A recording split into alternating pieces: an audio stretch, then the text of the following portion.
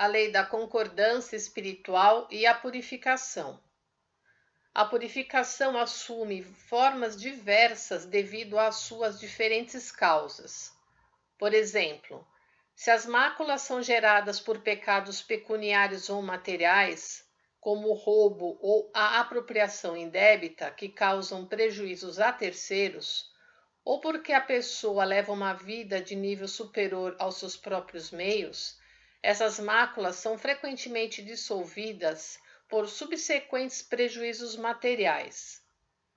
Se tomarmos outros exemplos, como os prejuízos decorrentes de incêndios, fraudes, falências comerciais, grandes despesas com doenças e outras dificuldades, veremos que estas também são expiações por faltas cometidas de ordem material ou pecuniária.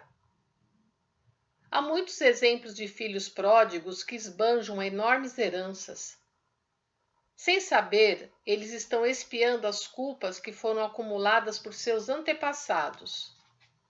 Nesse caso, é o espírito de um antepassado que, muitas vezes, escolhe um dos seus descendentes para cumprir a missão de purificar a família de suas máculas, de modo que o tronco familiar possa prosperar e não perecer.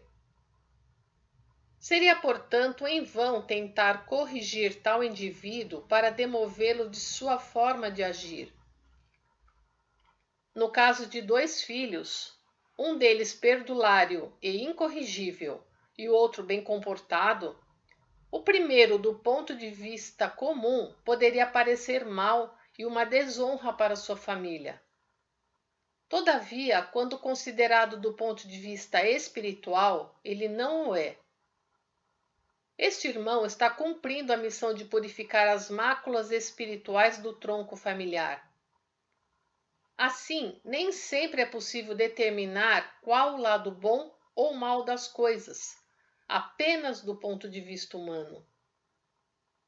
Do mesmo modo, na doença, há motivos para as diferentes indisposições dependendo das máculas formadas.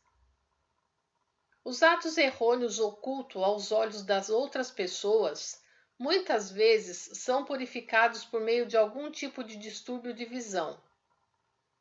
As palavras duras, cínicas ou ofensivas, penosas de serem ouvidas, podem encontrar purificação através de distúrbios auditivos ou de linguagem.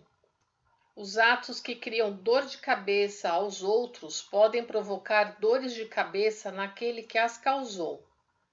Assim, a purificação das máculas espirituais é inevitável, ocorrendo mais cedo ou mais tarde, de acordo com a lei da concordância espiritual. Se alguém pode escapar do castigo das leis humanas, que são relativas, nunca escapará da lei divina, que é absoluta. Pessoas sinceras que recebem ministro de orei podem sofrer severas purificações. Curiosamente, quanto mais dedicadas se mostram, mais rigorosas parecem ser, às vezes, suas purificações. A menos que sua fé seja forte, poderão vacilar. Esse, entretanto, é um momento muito importante. Embora as bênçãos de Deus possam recompensá-las por sua devoção, primeiramente suas máculas espirituais precisam ser dissipadas até certo nível, assim como um prato sujo deve ser limpo antes de ser usado. Se suportarem pacientemente o sofrimento, sentir-se-ão recompensadas muito além da expectativa. Durante cerca de 20 anos, vi-me atormentado por enorme dívida. Muitas vezes, como ser humano, cheguei a desanimar, mas em 1941 consegui saldá-la.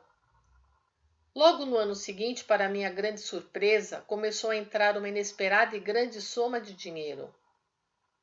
Uma pessoa constatou que, depois de ter sofrido prejuízos em decorrência de um incêndio, tornou-se mais próspera.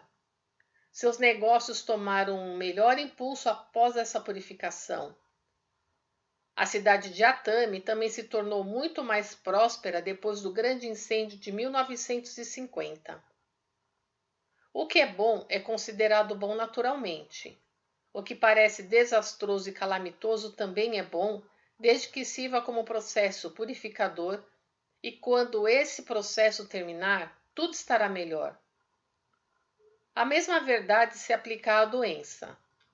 Quem considerar o sofrimento com esta compreensão terá atingido muita iluminação espiritual e muita paz. Isso, entretanto, só pode ser aplicado a quem tiver muita fé em Deus. Os sofrimentos de uma pessoa com pouca ou nenhuma fé só podem dar origem a maiores sofrimentos.